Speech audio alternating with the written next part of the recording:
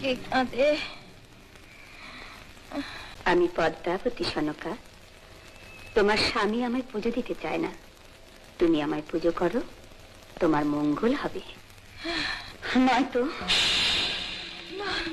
না মা, আমি তোমায় পুজো দেবো, আমি তোমায় পুজো দেবো।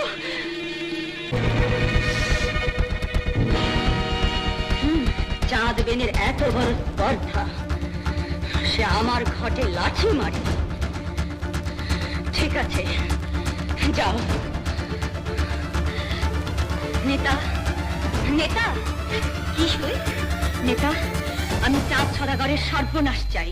সে কি? হ্যাঁ। তাহলে তুমি তার পুজো পাবে কি করে? কিন্তু আমি কি করবো বলতে পারো?